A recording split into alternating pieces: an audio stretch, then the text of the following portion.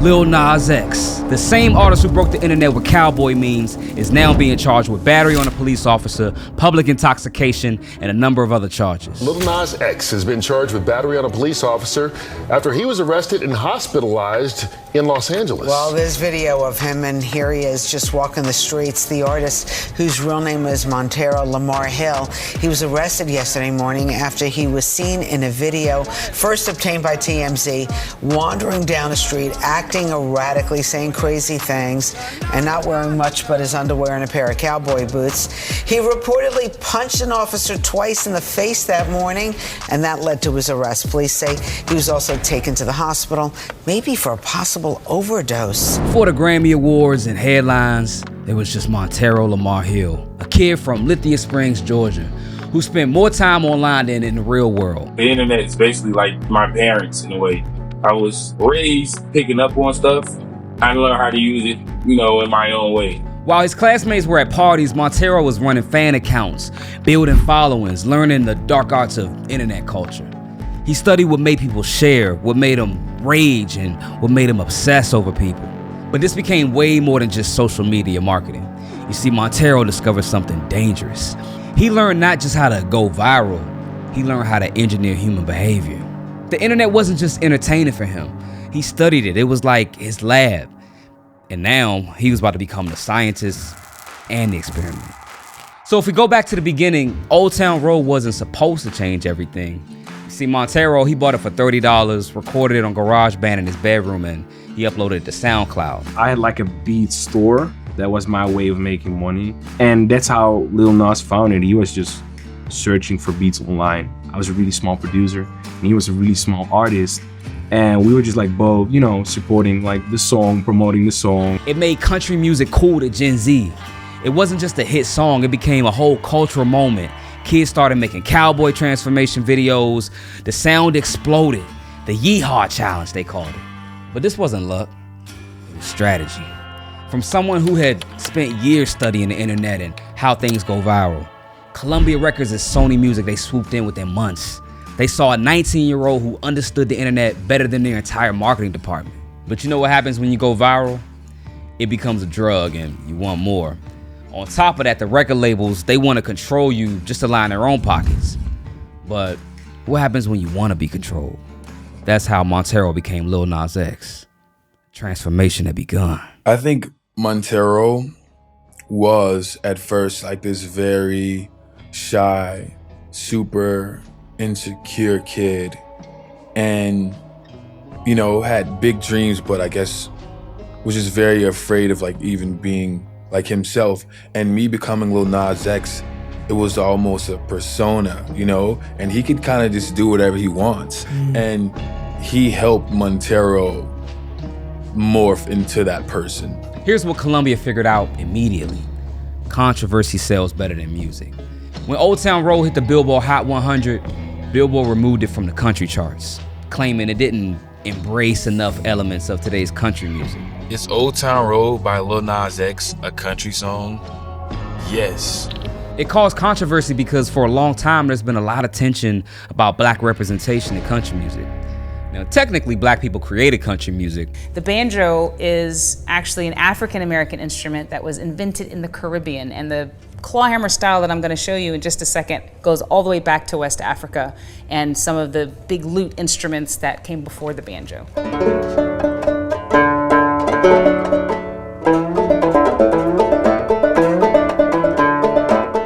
Anyway, the backlash came. Country artists like Keith Urban, they came to his defense. The story became bigger than the song itself. Then came the Billy Ray Cyrus remix, and it kept the controversy alive for months. Every news cycle, every debate, every think piece, it's free advertising. So we know what happened. Old Town Road became a #1 hit for weeks. Lil Nas X became a household name. But when your success is founded on controversy, it don't come without consequences.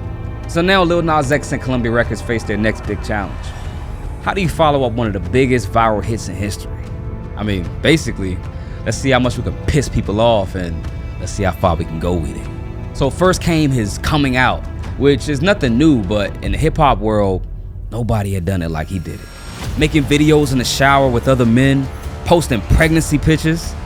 Whether you agree with it or not, I mean, he knows how to grab attention. But this is where he completely shifted his brand. See, he was no longer the kid's birthday party cowboy. He wanted to be a queer icon. He went all in. Avant-garde fashion, gender-bending aesthetics, wigs, makeup. And then, all hell broke loose.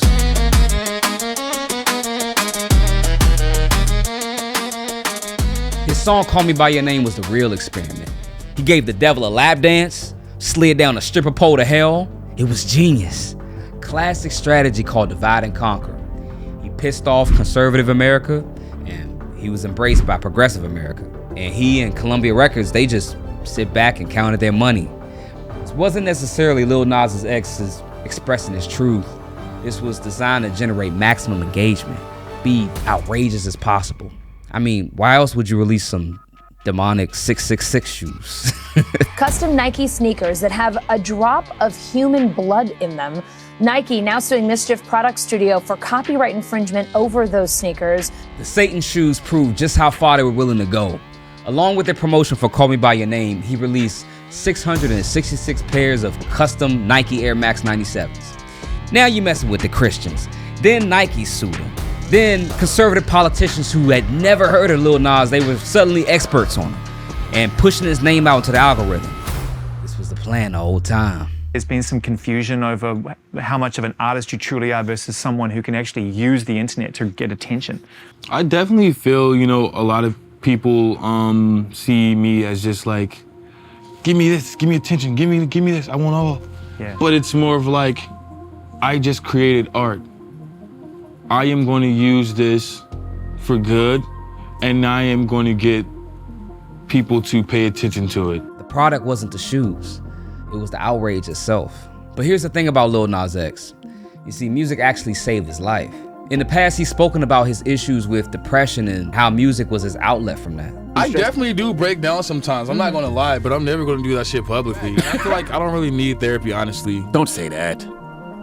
Me personally, I feel like everybody out there go and get therapy if you feel you need it. I don't feel like I need therapy because I feel like I've always been like my own like self-healer, you know? Yeah. Now you gotta want to root for somebody that's going through all of that. But mental health issues and the need for constant attention might not always be the best combination.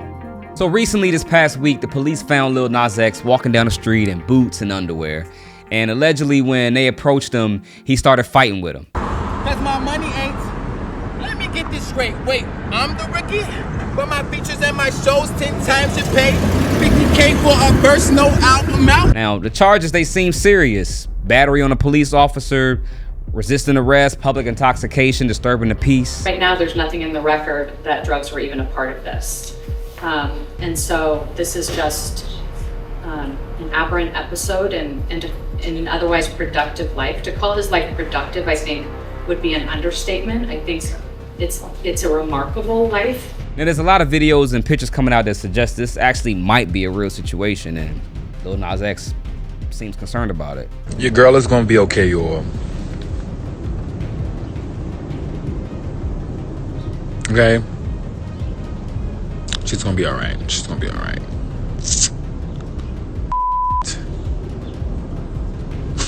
That was terrifying. Now, if you ask me, this is all promotion for his upcoming album, Dream Boy. But what do I know? So was the breakdown real, or was it just another chapter in the Lil Nas X playbook? Because if you think about it, every controversy in his career generated millions in value. The Satan shoes, the prison video, the Grammy performance, each controversy pushed further and further than the last. The stakes kept getting higher. Shocks had to be even more shocking. Now, Lil Nas X is a little different because it seems like he likes being at the center of attention. He's one of the artists that actually likes playing the industry game. But the danger comes when you play the game so much, you lose yourself completely in the process. Most people covering the Lil Nas X situation right now, they're saying he's ruining his career or he's having his downfall.